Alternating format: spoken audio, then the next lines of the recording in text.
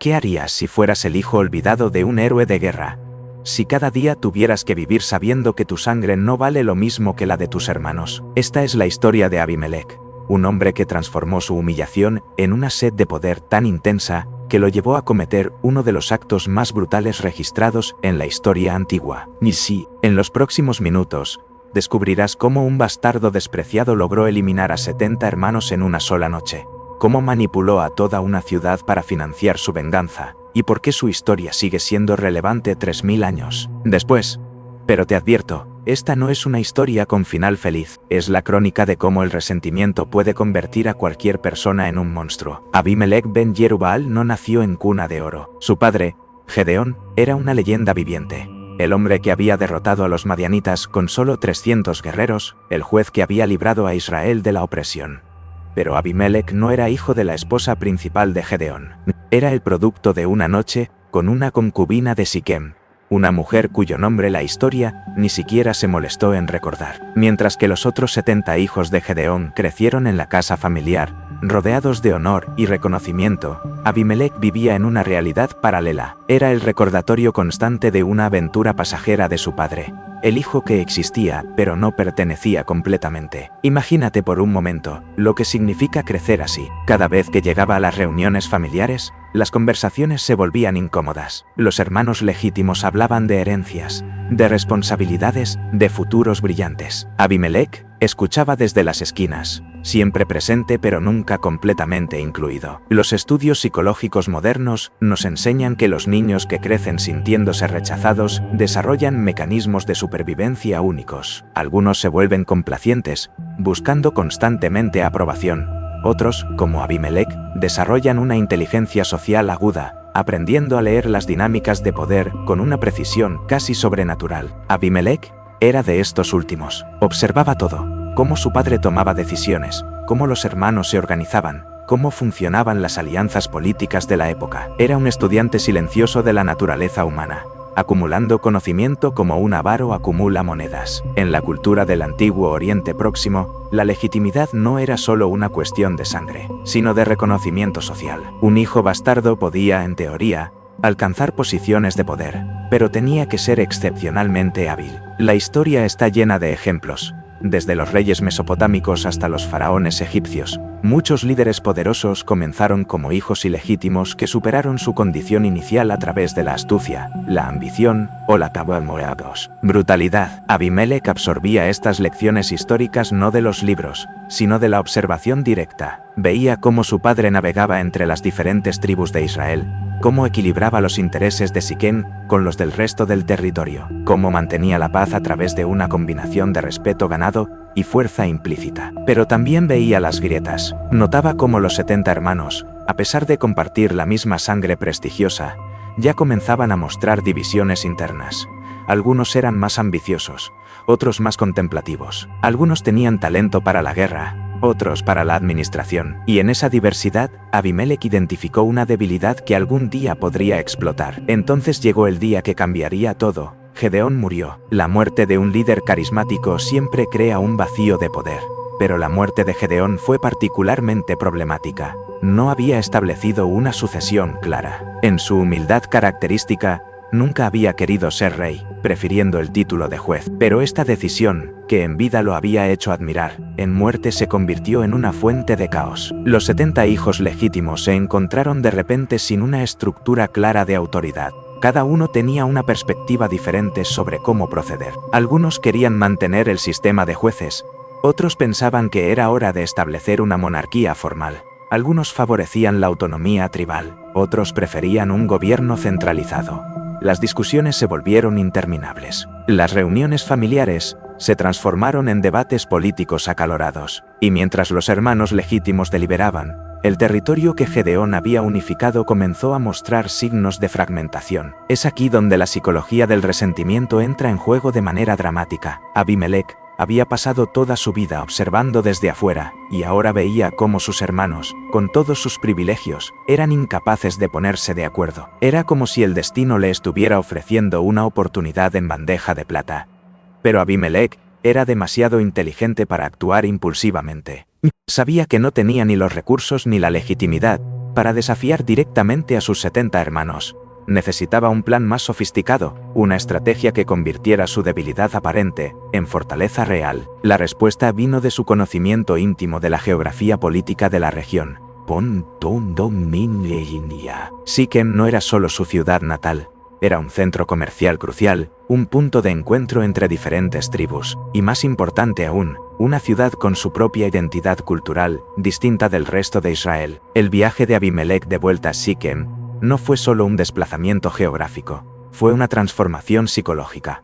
Por primera vez en su vida, se dirigía a un lugar donde no era el bastardo, sino el hijo local que había regresado. Siquem en esa época era una ciudad fascinante desde el punto de vista antropológico. Era un crisol cultural, donde las tradiciones israelitas se mezclaban con las costumbres cananeas. Sus habitantes mantenían una lealtad nominal a Yahvé, el Dios de Israel, pero también adoraban a Baal Berit, una deidad local que representaba las alianzas y los contratos. Esta dualidad religiosa reflejaba una dualidad política más profunda. Los siquemitas se sentían parte del proyecto israelita iniciado por Gedeón, pero también mantenían su orgullo local y sus intereses específicos. Era exactamente el tipo de tensión que alguien como Abimelec podía explotar. Cuando llegó a la ciudad, no se presentó como el hijo desesperado que venía a pedir ayuda. Se presentó como la solución a un problema que ni siquiera sabían que tenían. Su mensaje era brillante en su simplicidad. ¿Por qué dejar que 70 forasteros los gobiernen cuando pueden tener a uno de los suyos como líder? La pregunta golpeó en el centro mismo de la psicología comunitaria de Siquem. Los habitantes siempre habían sentido cierta ambivalencia hacia su relación con el resto de Israel. Admiraban a Gedeón, pero también recordaban que su autoridad había significado una cierta pérdida de autonomía local. Abimelec no solo apeló al orgullo localista, también presentó argumentos pragmáticos. Un solo líder sería más eficiente que un consejo de 70 hermanos. Un líder que entendiera específicamente los intereses de Siquem sería más efectivo que líderes que tenían que equilibrar las demandas de todo Israel. Pero lo más brillante de su estrategia fue cómo presentó la propuesta como una oportunidad de inversión. No estaba pidiendo caridad, estaba ofreciendo una sociedad. Si Siquem lo financiaba, él se encargaría de resolver el problema de la sucesión de una manera que beneficiara específicamente a la ciudad. Los líderes de Siquem no necesitaron mucho tiempo para deliberar. La propuesta de Abimelec tenía sentido desde múltiples perspectivas. Políticamente, les daba influencia sobre el sucesor de Gedeón. Económicamente, representaba una inversión en su propia estabilidad futura. Culturalmente, satisfacía su deseo de que uno de los suyos alcanzara una posición de poder. Así que decidieron financiar su campaña con 70 siclos de plata del tesoro del templo de Baal Berit. El simbolismo de este número no era coincidencia. 70 siclos para eliminar a 70 hermanos. Era como si el destino mismo estuviera escribiendo los detalles de la conspiración. Pero aquí es donde la historia toma un giro particularmente oscuro. Abimelec no usó ese dinero para formar un ejército legítimo o para construir una coalición política. Lo usó para contratar mercenarios. Hombres sin escrúpulos dispuestos a hacer cualquier trabajo por dinero. La psicología de los asesinos a sueldo es un tema que ha fascinado a los estudiosos durante siglos. Estos hombres no mataban por pasión o por ideología, mataban por dinero.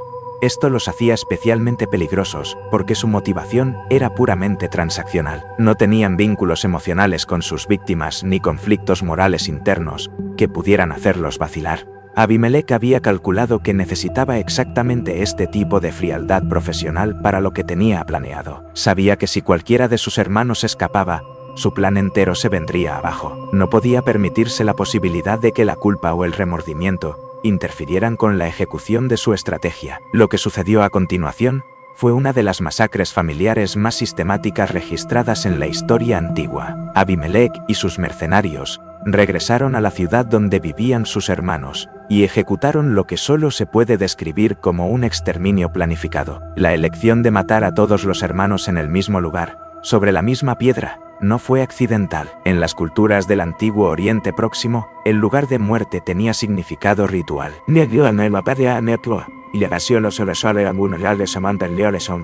Al ejecutar a todos sus hermanos en el mismo sitio, Abimelec estaba haciendo una declaración simbólica.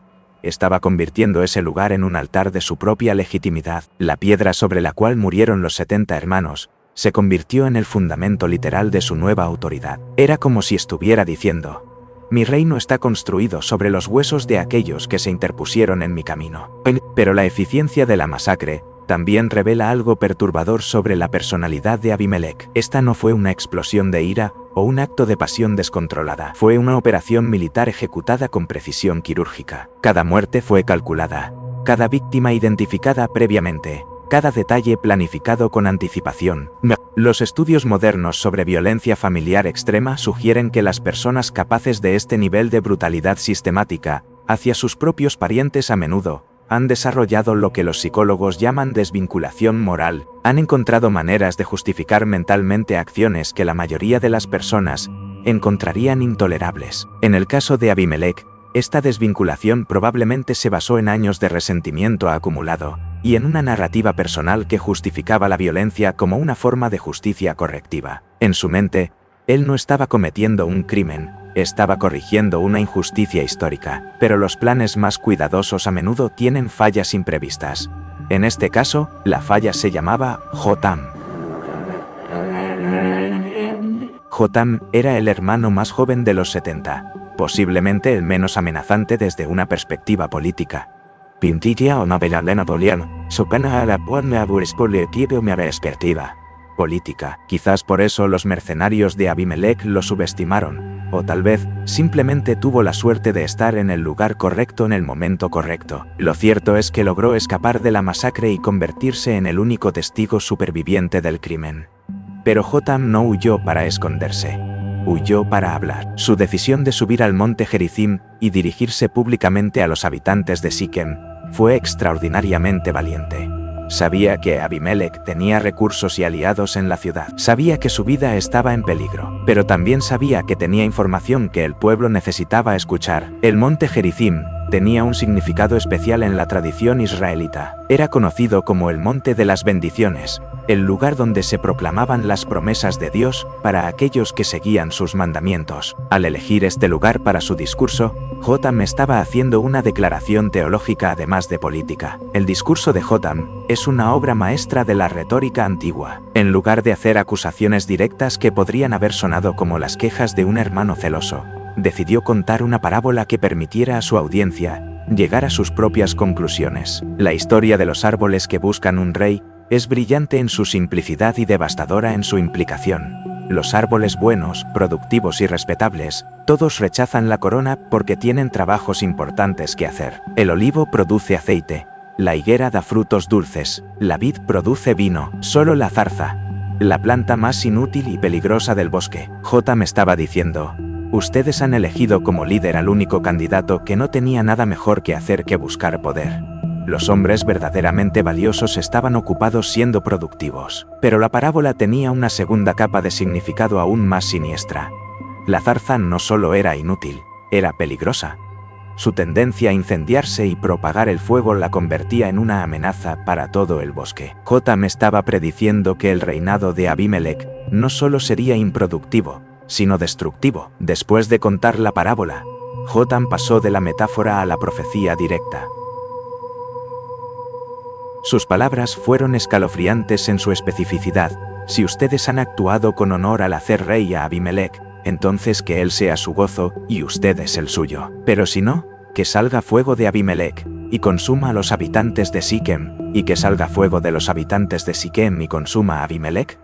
Esta no era solo una maldición retórica, era una predicción basada en un análisis político astuto. Jotam entendía que la alianza entre Abimelech y Siquem era fundamentalmente inestable. Estaba basada en intereses mutuos temporales, no en vínculos genuinos de lealtad o valores compartidos. Las alianzas de conveniencia tienen una tendencia histórica a desintegrarse cuando los intereses de las partes comienzan a divergir, y Jotam sabía que esto era inevitable. Abimelech había llegado al poder prometiendo servir a los intereses de Siquem, pero una vez en el poder, tendría que equilibrar múltiples demandas y presiones que inevitablemente lo llevarían a decepcionar a sus patrocinadores originales. Inicialmente, el plan de Abimelech funcionó mejor de lo que probablemente él mismo había esperado. Con sus hermanos eliminados y el apoyo de Siquem asegurado, logró establecerse como líder sin enfrentar resistencia significativa de otras tribus israelitas. Esta falta de resistencia externa revela algo importante sobre la situación política de Israel después de la muerte de Gedeón. El pueblo estaba cansado de la incertidumbre y las disputas internas. Dilcos en Omina, y las tomaban y la atención en mi cara mía. Internacionalmente carne y maspuria. Preferían un líder cuestionable pero estable a una sucesión disputada indefinidamente. Abimelec demostró ser un administrador competente durante sus primeros años. Mantuvo la paz, gestionó los asuntos comerciales eficientemente y logró que el sistema funcionara. Para muchos observadores externos, su método brutal para llegar al poder quedó justificado por sus resultados posteriores. Pero debajo de la superficie, las tensiones que Jotam había predicho comenzaron a desarrollarse gradualmente. El problema fundamental era que Abimelec había construido su legitimidad sobre dos pilares contradictorios: su conexión especial con Siquem y su autoridad sobre todo Israel. Como líder de Israel, tenía que tomar decisiones que a veces iban contra los intereses específicos de Siquem. Como protegido de Siquem, se esperaba que priorizara las necesidades de la ciudad por encima de consideraciones más amplias. Esta tensión era matemáticamente imposible de resolver a largo plazo.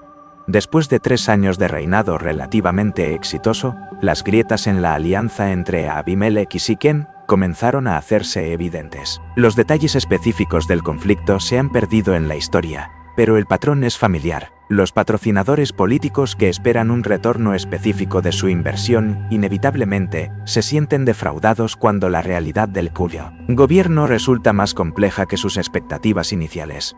Quizás Abimelec tomó decisiones comerciales que favorecieron a otras ciudades. Tal vez implementó políticas fiscales que los siquemitas consideraron injustas. O, posiblemente, simplemente comenzó a comportarse como un rey independiente en lugar del cliente agradecido que habían esperado tener. Lo que sabemos con certeza es que los líderes de Siquem comenzaron a cuestionar públicamente su liderazgo y a buscar alternativas. Esto representaba una amenaza existencial para Abimelec, porque si perdía el apoyo de Siquem, perdería la base de legitimidad sobre la cual había construido todo su poder. La respuesta de Abimelec a esta crisis reveló tanto su genio táctico como su naturaleza fundamentalmente autodestructiva. En lugar de buscar la reconciliación o el compromiso, eligió la confrontación directa. Si Siquem ya no quería ser su aliado, los convertiría en su ejemplo. La guerra entre Abimelec y Siquem fue particularmente brutal, porque ambos lados conocían íntimamente las debilidades del otro. Abimelec sabía exactamente dónde golpear para causar el máximo daño a la ciudad que había sido su hogar. Los siquemitas conocían los métodos y las limitaciones de su ex protegido.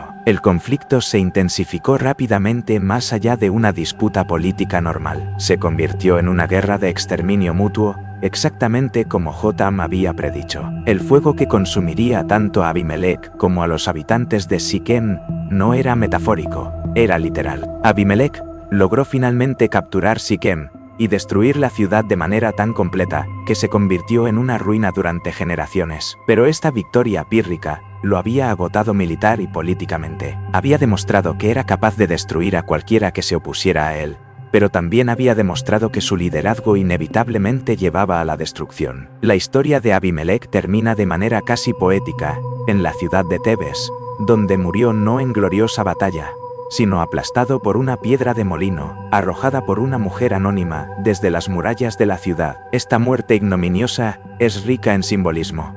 El hombre que había construido su poder sobre la sangre de sus hermanos, el líder que había conquistado a través de la brutalidad, terminó siendo derrotado por el arma más común y doméstica, una piedra de molino manejada por alguien que la puntara de metros y ante la siga ser encastada. Historia ni siquiera digno nombrar. Abimelec había pasado toda su vida obsesionado con el reconocimiento, la legitimidad y el poder. Al final, fue eliminado por una persona completamente anónima, usando una herramienta completamente ordinaria. La ironía era perfecta. El hombre que había matado por ser recordado terminó siendo olvidado por alguien que nunca esperó ser recordada. La historia de Abimelec sigue siendo relevante 3000 años después, porque ilustra patrones de comportamiento humano que trascienden épocas específicas. Es la historia de cómo el resentimiento puede convertirse en ambición destructiva, de cómo la inteligencia sin sabiduría puede llevar a la autodestrucción, y de cómo el poder obtenido a través de medios corruptos inevitablemente corrompe a quien lo ejerce. Pero también es una historia sobre las consecuencias de la exclusión social. Abimelec no nació malvado, fue convertido en monstruo por un sistema que lo definió desde el nacimiento como inferior y prescindible. Su venganza fue terrible, pero su resentimiento original no era irracional. En nuestra época, cuando las sociedades luchan con cuestiones de inclusión, legitimidad y justicia social, la historia de Abimelech nos recuerda que los sistemas que sistemáticamente excluyen o marginan a ciertos grupos crean condiciones para su propia destrucción eventual. La parábola de Jotam sobre los árboles también mantiene su relevancia. En cualquier sociedad, los individuos más capaces y productivos a menudo evitan el poder político porque tienen trabajos importantes que hacer. Esto deja el campo libre para aquellos cuya única cualificación es su ambición desesperada por gobernar. Al final, la historia de Abimelech es una advertencia sobre el costo real del poder mal obtenido. Puede parecer que funciona a corto plazo, pero invariablemente lleva a la destrucción no solo del tirano, sino de todos los que se asocian con él. Como Jotam predijo con precisión sobrenatural, el fuego que consume a los tiranos también consume a quienes los apoyan. En el juego del poder absoluto, no hay verdaderos ganadores, solo diferentes tipos de víctimas.